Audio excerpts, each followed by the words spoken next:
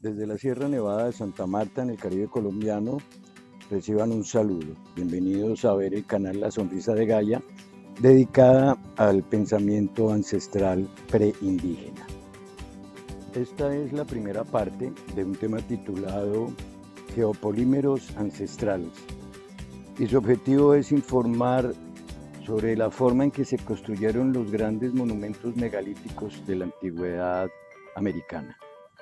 Antes de entrar en materia, es decir, de explicar cómo se construyeron los monumentos megalíticos ancestrales, debemos hacer algunas aclaraciones de tipo histórico, pues la historia que vemos en el colegio, en primaria o bachillerato, no profundiza suficientemente como para que los americanos podamos tener un concepto claro de nuestra historia. Lo primero que hay que mencionar es que hace 1000 años en América sucedió algo muy importante y extraño, y es que todas las culturas que poblaban el continente desaparecieron de una manera totalmente misteriosa, y es uno de los grandes enigmas de la arqueología moderna. Desde el día del descubrimiento ya vamos a completar 500 años y nadie ha podido dar una claridad sobre por qué desaparecieron estas culturas que denominamos culturas ancestrales. De esas culturas existen una cantidad de enigmas históricos sobre la forma en que vivieron, la forma en que pensaban. Es muy desconocido, y uno de los enigmas que trataremos en este momento es cómo construyeron piedras totalmente pulidas con pesos de a veces superiores a las 100 toneladas. Una de las principales razones por las cuales es un enigma la forma en que se construyeron estos templos de piedra es que los indígenas que encontraron los españoles cuando llegaron tampoco sabían ni quién los había construido. Ellos tenían en sus leyendas pues el hecho de que habían sido sus ancestros. Cada una de estas tribus o estas etnias tenía diferentes nombres para designar a sus ancestros.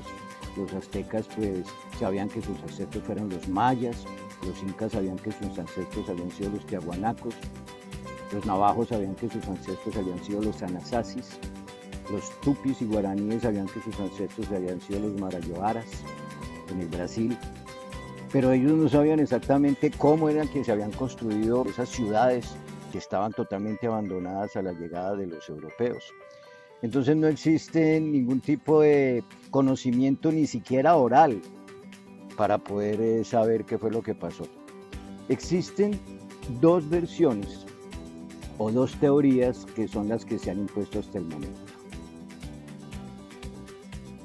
La versión oficial, o la que ustedes pueden encontrar en los libros de texto, es que esas piedras fueron talladas a mano con determinadas herramientas, con cinceles, generalmente en sitios que quedaban a varios kilómetros del lugar donde se fueron encontradas, porque la gran mayoría de monumentos megalíticos de piedra que se han encontrado en América no están cerca de canteras donde existan esa gran cantidad de piedras, sino que las canteras se encuentran a 50, 70 kilómetros. Entonces la teoría oficial es que estos indígenas llegaban, encontraban una piedra, la pulían de manera perfecta, con unos cortes que, como vamos a ver, son milimétricamente perfectos, totalmente lijados, y luego cargaban esas piedras atravesando montañas, ríos y lagos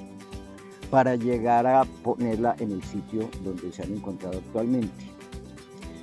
Esta es una teoría que, debido a su falta de viabilidad, porque cuando se han hecho esos experimentos para tratar de simular cómo fue que nuestros antepasados o nuestros ancestros realizaron esas labores, pues han sido totalmente infructuosas. Por ejemplo, en las construcciones que hay en Tiahuanaco, donde hay piedras de hasta 180 toneladas, como vamos a ver, algunos científicos hace unos años decidieron decir, bueno, ¿cómo fue que hicieron ellos las piedras? Y vieron que pasando el lago Titicaca al otro lado de la ciudad de Tiahuanaco hay algunas canteras de piedra. Fueron a una de esas canteras, cogieron una piedra de aproximadamente 10 toneladas, lograron pasar el lago utilizando barcas de juncos de totora, que era como los utilizaban nuestros ancestros y se utiliza actualmente por las etnias aymaras que están a las orillas del lago Titicaca.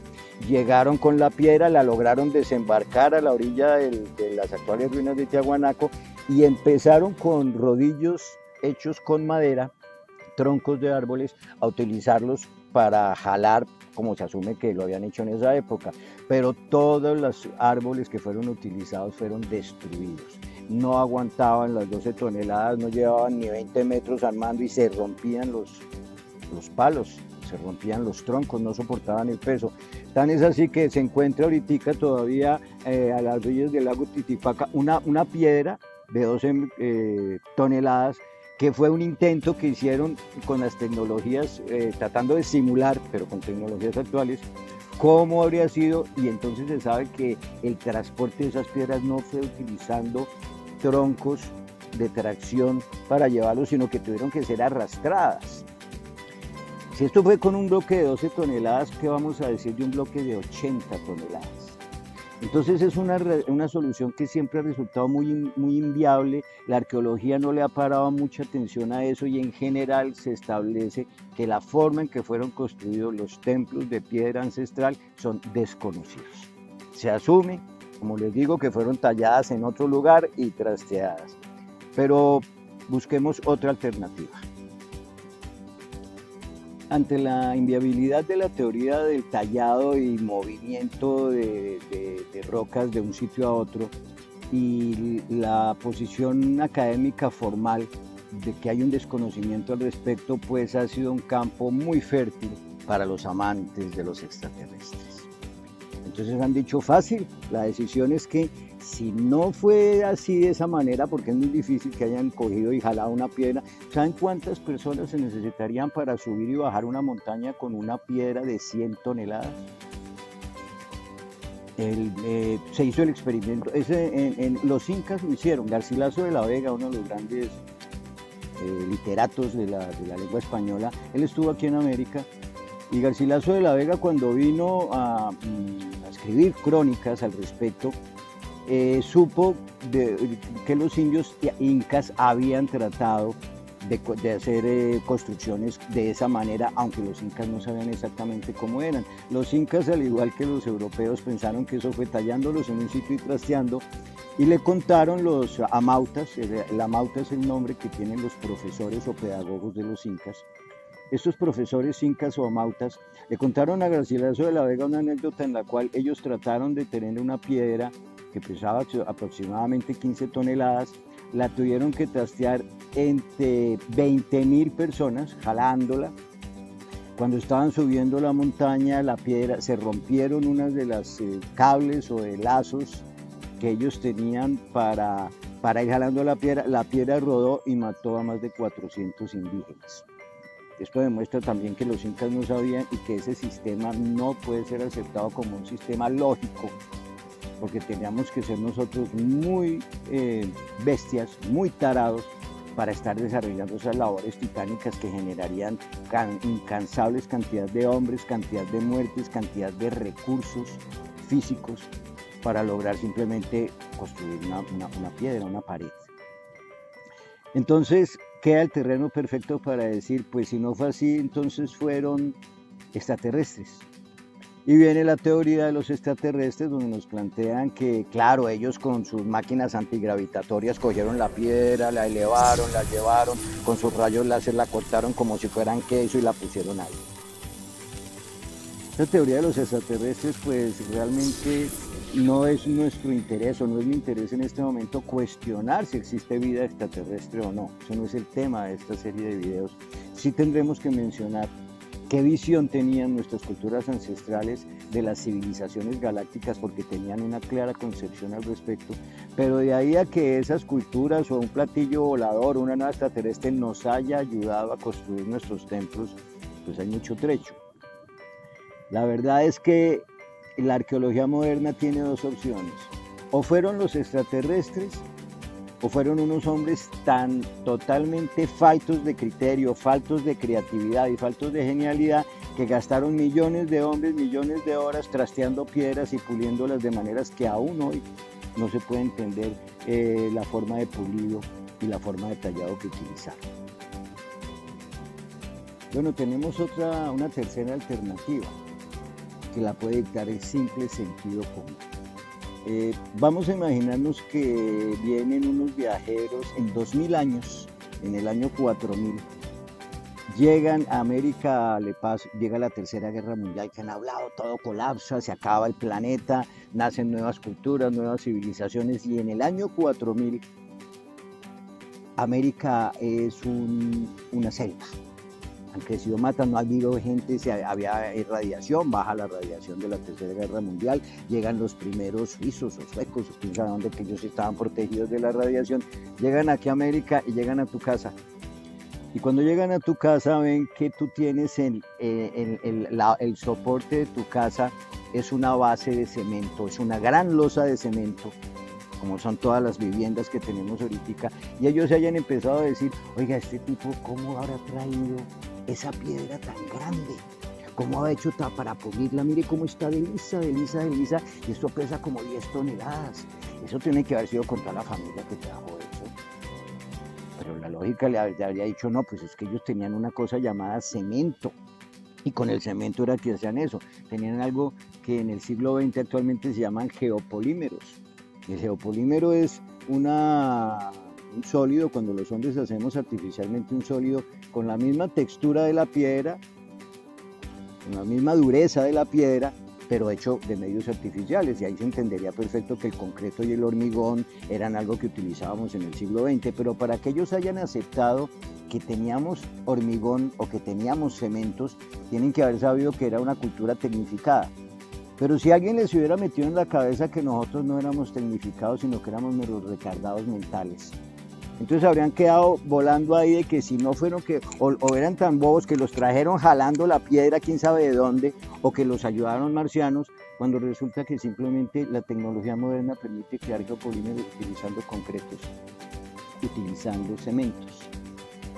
Si utilizamos entonces el sentido común, podríamos simplemente pensar que nuestros ancestros de alguna manera sabían hacer geopolímeros, y ese ladrillo gigantesco que pesa 100 toneladas no fue tallado en un sitio a 20 o 40 o 100 kilómetros y luego trasteado, sino que simplemente se hizo in situ, se hizo en el lugar, como quien hace un ladrillo, como quien hace una piscina de madera, la llena de cemento y vamos a tener una losa de 100 toneladas.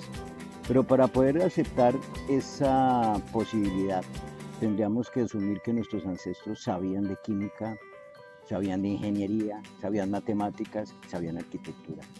Y supuestamente no lo sabían.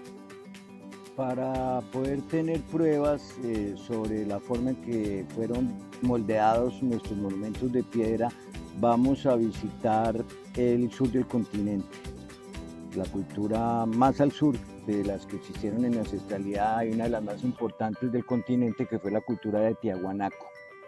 Esta cultura realmente no se sabe cómo se llamaba, pero lo llamamos los tiahuanacos porque Tiahuanaco es la principal de sus ciudades y la sede de este imperio, aunque también tenían Ollantaytambo y Sacsayhuamán. Vamos a ir a estos 6 sitios, a Tiahuanaco y más concretamente a los monumentos de Pumapunku que quedan cerca de esta ciudad. Vamos a ver las piedras de Ollantaytambo y de Sacsayhuamán. También vamos a ver los estudios de 3 personas diferentes. Uno es el arqueólogo y explorador inglés, coronel del ejército inglés, Percy Fawcett es el nombre. Él es como el primer Indiana Jones que existió, o una de las personas en las que se basa la serie Indiana Jones, muy famosa en el cine, sobre el científico ruso Andrei Berianov y el químico francés Joseph Davidovich. El imaginario colectivo del americano promedio sobre cómo vivíamos nosotros hace 1500 años.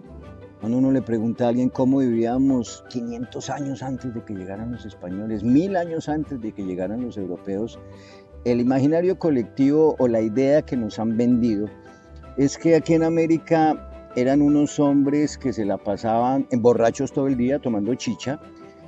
Había unos brujos, unos magos, eran los chamanes, que se pegaban una drogada, la cosa más tremenda, empezaban a ver espíritus imaginarios, todo el pueblo como borreguito le hacía caso, y andábamos fiesteando hasta que venían los pumas, los panteras, los jaguares a comernos y nos teníamos que ir a esconder allá en las cuevas porque éramos casi cavernícolas, pero ese imaginario está totalmente desfasado con respecto a la realidad.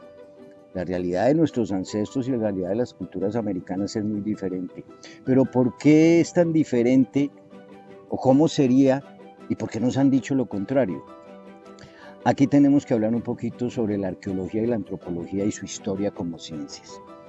Hasta hace muy pocos años en la Unión Soviética, en países del área socialista, en Cuba inclusive, la antropología y la arqueología no eran aceptadas como materias académicas o materias universitarias. La arqueología, el primer instituto de arqueología surge en Inglaterra. Y la arqueología básicamente, al igual que la antropología, han sido ciencias muy politizadas. Es decir, han sido creadas por los países colonialistas para demostrar que los países colonizados son países culturalmente inferiores, países ideológicamente inferiores y que a todos los sitios donde han llegado estas potencias colonialistas han llegado a civilizar hombres y mujeres que han vivido en la más tremenda ignorancia ideológica y en la más tremendo atraso cultural. Afortunadamente eso ha cambiado, en este momento existe una muy nueva corriente arqueológica en Centroamérica, liderada sobre todo por Cuba, por el Instituto Antropológico Cubano y por las universidades mexicanas, donde ha surgido una arqueología que ellos conocen, Guillermo Marín, un muy importante investigador actual mexicano, la denomina arqueología no colonizada. Es una arqueología que no está viendo las culturas ancestrales de América desde la perspectiva del hermano mayor, que viene a ver cómo vivíamos nosotros casi primates a nivel ideológico y cultural.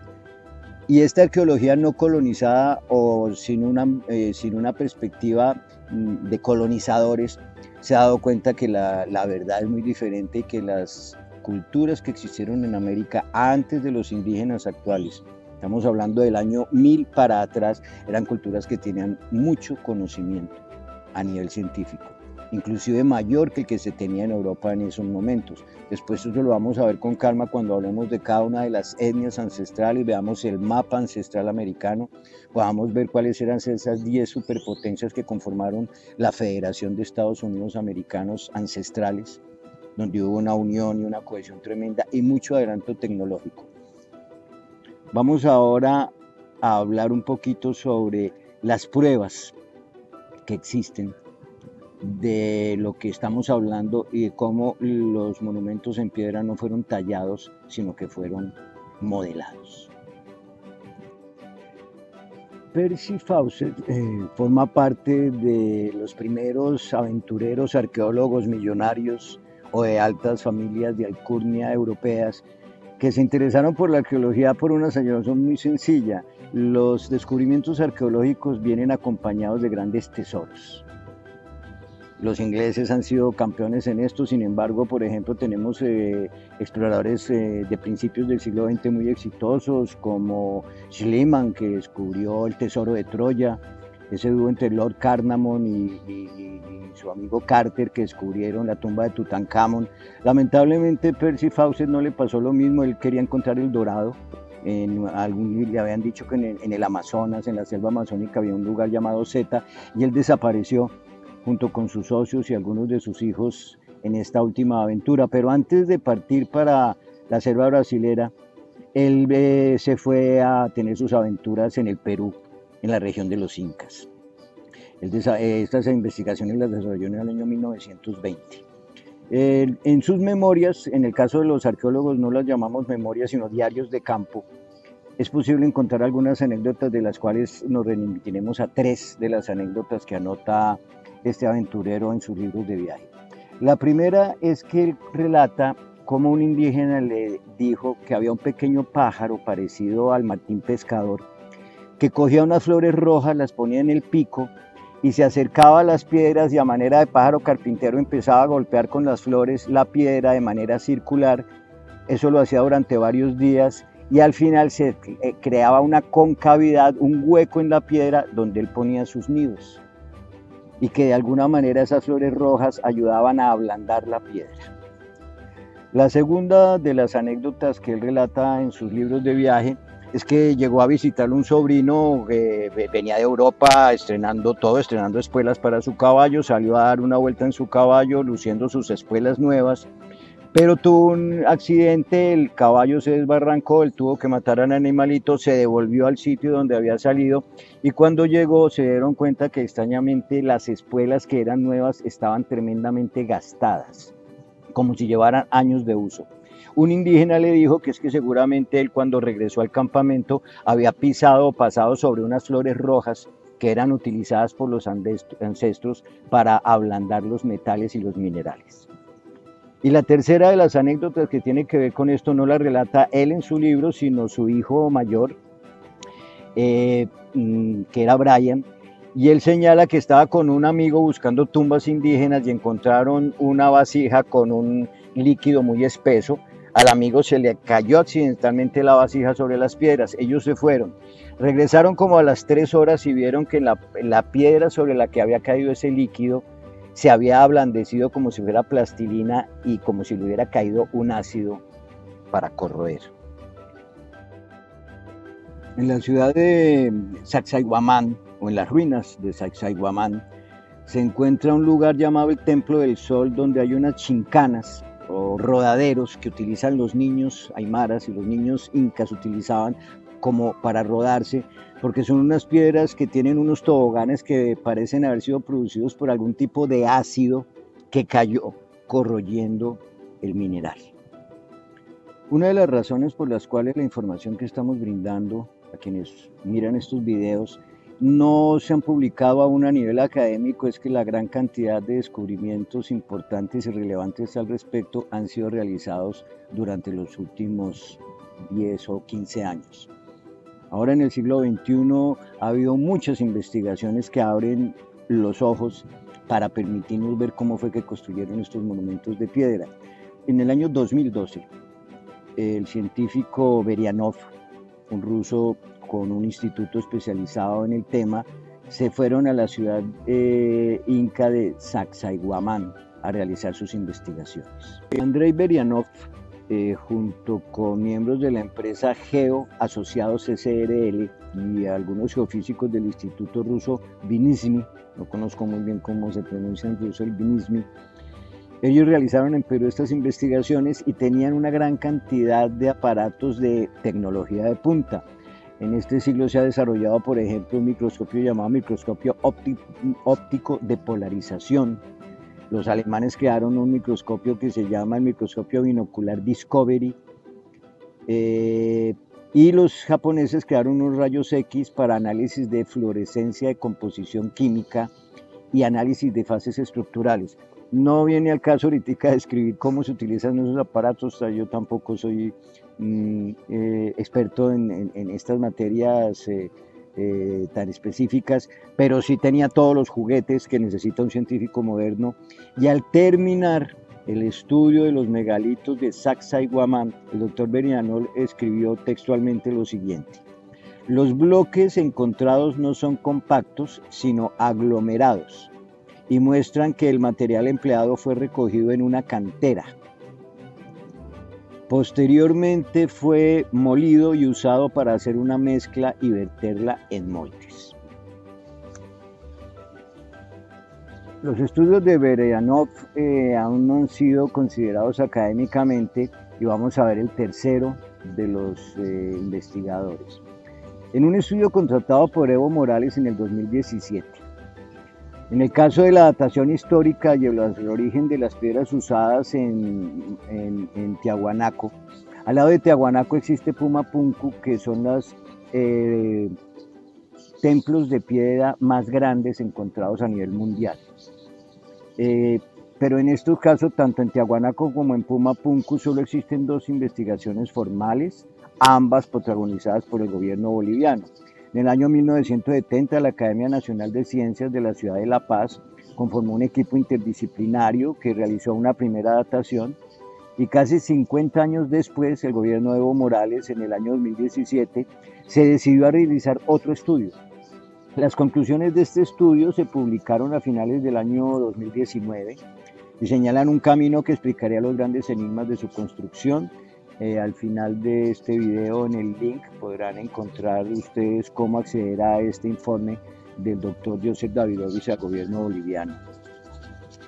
Esta segunda investigación fue realizada por un trabajo interdisciplinario conjunto de la Universidad Católica de San Pablo en Arequipa, Perú, y el Instituto Francés Geopolímero.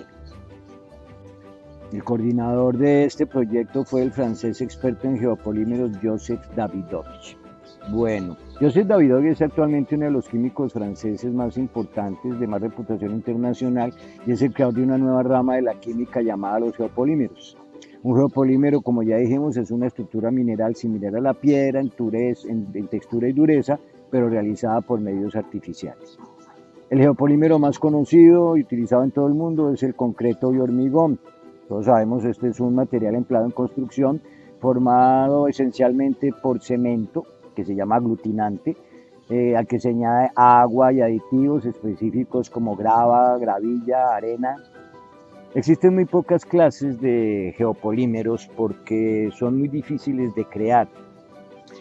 Actualmente solo conocemos los basados en cementos. En su juventud, Davidovich decidió investigar las grandes construcciones de los mesopotámicos en Irán y en Irak. Y él dijo que de acuerdo al análisis químico de las piedras de estos gigantes monumentos, pues podrían ser geopolímeros artificiales. En ese momento, hace más de 40 años, la opinión de este joven químico pues no fue tomada con seriedad por la academia en general, debido a que las técnicas de investigación eran limitadas y se consideró que la teoría era muy especulativa. Pese a eso, Davidovich decidió viajar a Egipto a proseguir sus investigaciones y los resultados fueron definitivos. También en Egipto se fabricaron geopolímeros. En esta ocasión sí mereció más atención, fue invitado a presentar su teoría de los geopolímeros en el segundo Congreso Internacional de Egiptología, realizado en 1979. En este foro afirmó categóricamente que tanto los objetos de piedra como jarrones y la construcción de las pirámides se basaron en la técnica de piedra moldeada, hecha de geopolímeros y no de piedra tallada, como mantiene la historia oficial. Estas teorías no han sido reconocidas todavía por la mayoría de científicos. Bueno, hace pocos años entonces Evo Morales invitó a este científico a ir a Pumapunku. Pumapunku tiene las ruinas de piedra más grandes del mundo. Se encuentran bloques bastante grandes. Davidovich encontró lo siguiente, que primero lo encargaron saber de dónde habían salido esas piedras. Él encontró que había dos tipos de piedras en Pumapunku. Pumapunku tiene unas grandes moles de piedra de arenisca roja que tienen un promedio de 180 toneladas de peso. Son 4 bloques que eran unas puertas del templo. Tienen unos broches gigantescos metálicos que las unían. Y unas piedras llamadas piedras H, que son unas piedras muy especiales, parecen como de un lego gigantesco, están perfectamente pulidas, con unos ángulos que es casi imposible poder lograr con otro tipo de aparato, y tienen unos huecos con 30 centímetros de profundidad y medio centímetro de diámetro, que no pueden ser generados con una máquina. Inclusive no se ha podido hacer todavía con sistemas modernos. Se ha utilizado el láser, se ha utilizado la sierra de diamante y no se ha podido tener acabados similares. Davidovich empezó a recorrer todo Bolivia tratando de encontrar la posible cantera de donde habían salido el material original, y la única que encontró más o menos similar a nivel de composición química fue en el pueblo de Calamarca, como a unos 50 kilómetros de distancia. Sin embargo, él sacó muestras de piedras naturales de arenisca roja y de andesita volcánica de toda la región del país, hasta 50 kilómetros a la redonda, y curiosamente se dio cuenta que la composición química de los bloques grandes y pequeños que hay en Pumapunku no correspondían a ninguna piedra en su estado natural. Si la andesita volcánica o la arenisca roja tenían ciertos niveles de sodio, de níquel, de fósforo, de hierro, de magnesio, él se dio cuenta que en las piedras, que cogió una muestra de las piedras existentes y no coincidían. eran diferentes los niveles, es como si se hubiera alterado químicamente ese compuesto. Y la mayor sorpresa fue que encontró un elemento que no podría estar presente en las piedras. Él encontró carbono. A través de todo su análisis químico profundo se dio cuenta que dentro de las piedras de Puma Punku existe carbono. El hecho de haber encontrado carbono dentro del material lítico permitió algo que no había sido posible, ir a datar. Ya un científico, cuyo nombre ni siquiera vale la pena pronunciar, había dicho que las ruinas de Puma Punku y Tiahuanaco tenían 15.000 años de antigüedad.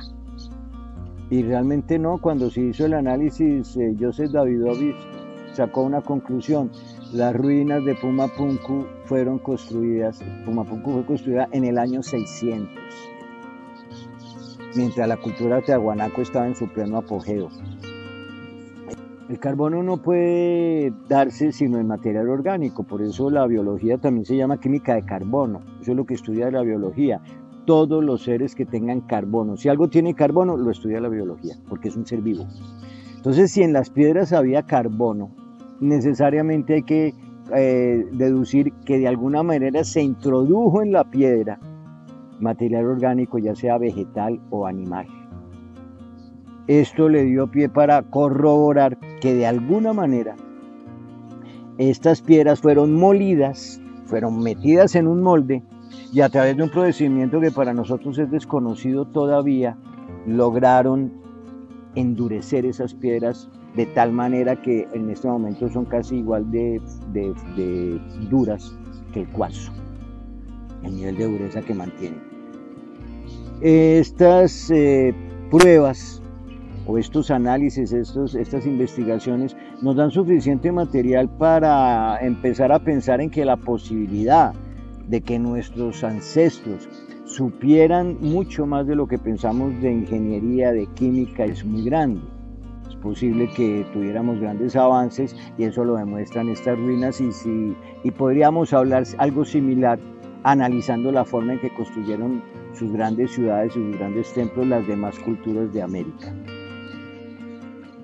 Sobre los materiales que utilizaron los tiahuanacos para desarrollar estos materiales en Puma Punku, no se sabe, pero en su informe Davidovich da dos aproximaciones. La primera es que, como veremos cuando hablemos específicamente de la cultura de Tiahuanaco, en sus casas se encontraban vasijas gigantescas donde cabían hasta 500 o 1000 litros de chicha.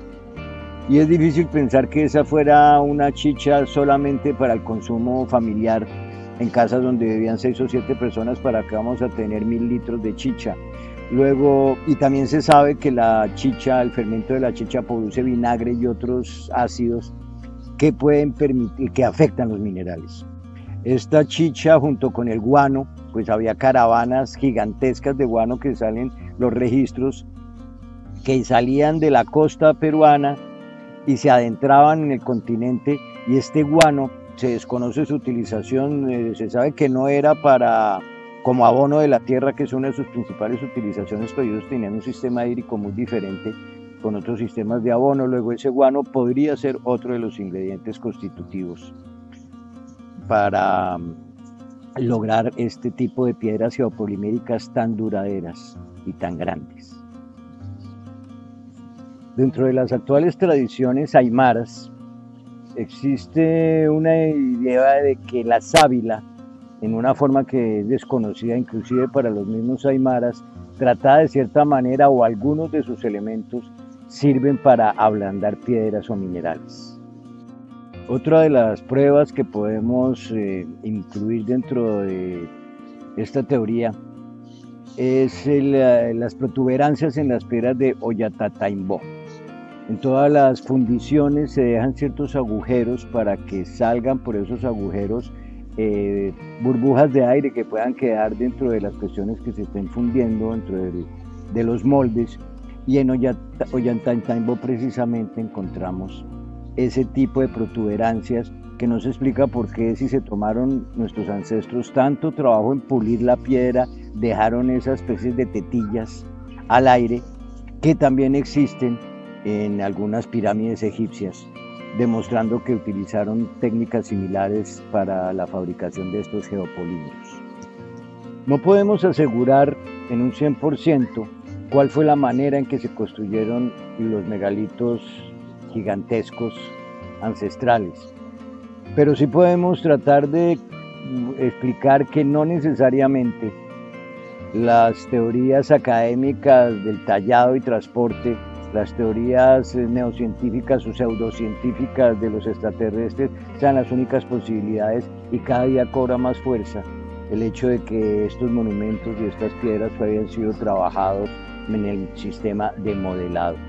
Está en quien escucha estos videos, tratar de profundizar más de acuerdo a sus intereses y poder corroborar, porque mientras esperamos que la ciencia académica dicte una última palabra, pueden pasar años o décadas, como ha pasado hasta el momento. Llevamos 500 años desde el descubrimiento y aún continúan diciéndonos que éramos unas culturas súper atrasadas, que no pudimos haber hecho semejantes portentos de ingeniería y arquitectura sin ayuda extraterrestre.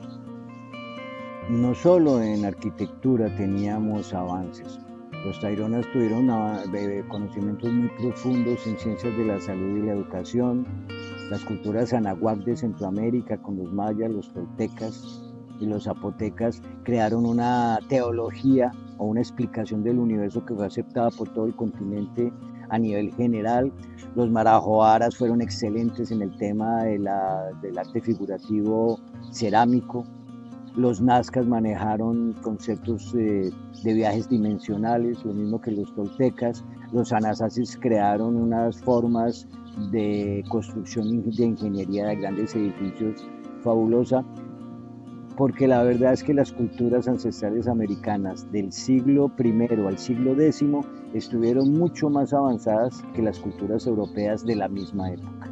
Si alguien hubiera llegado al mundo en el siglo VII, un extraterrestre, en el siglo VII, VIII, y hubiera comparado la forma de vida de Europa con la forma de vida de América, sin duda que se hubiera dado cuenta que los americanos teníamos unas concepciones de la vida mucho más serias y avanzadas, una vida basada en la ecología, donde las relaciones humanas eran hermosas y había salud y abundancia para todos. No existió el hambre, no existió la pobreza, no existieron los conceptos de ejército, de esclavitud, de guarnición militar.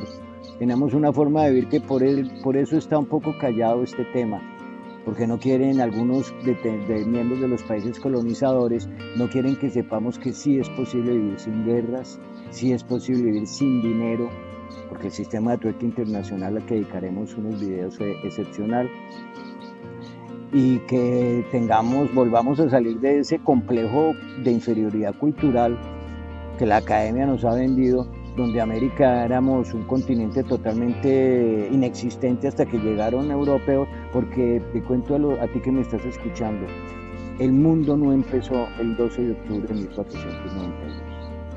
Nosotros ya teníamos un mundo, teníamos una cultura, teníamos idiomas, teníamos formas de cultivar la tierra, teníamos formas de cultivar alimentos transformándolos genéticamente, creamos el maíz, creamos algodón de colores.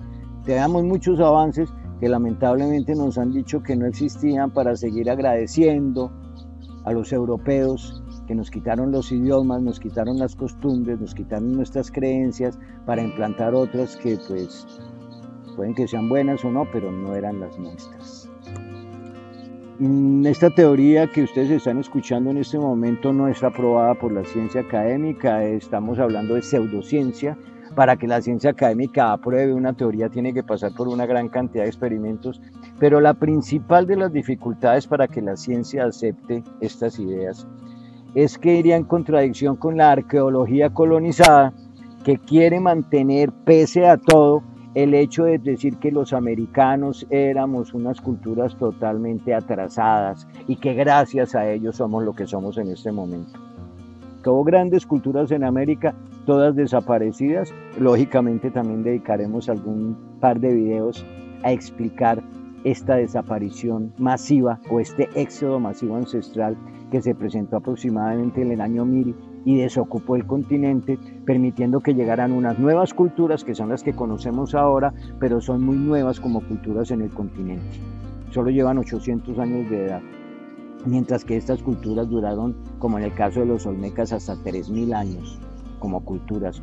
El por qué se terminaron es un gran misterio que vamos a develar, pero por lo pronto les invitamos a que continúen viendo esta serie de videos, La Sonrisa de Gaia, que se suscriban al canal, que le pongan el linkcito de like, todas esas cositas bonitas para que podamos estimularnos para continuar haciendo este trabajo. En algún video posterior explicaré pues quién soy, por qué sé estas cosas, pero lo importante ahorita no es quién les habla. No importa quién sea yo, cómo sé lo que les estoy diciendo, o qué estudios tengo al respecto. Simplemente si algo te está resonando interiormente, sientes que esta información que yo te doy hay una parte genética en ti que siente que sí es por ahí, pues continúa oyéndolos. Yo no soy el protagonista de esta serie de videos son nuestros ancestros, a nombre de los cuales humildemente me permito hablar, esperando que tengan un buen día, que la Madre los siga acompañando hoy como siempre.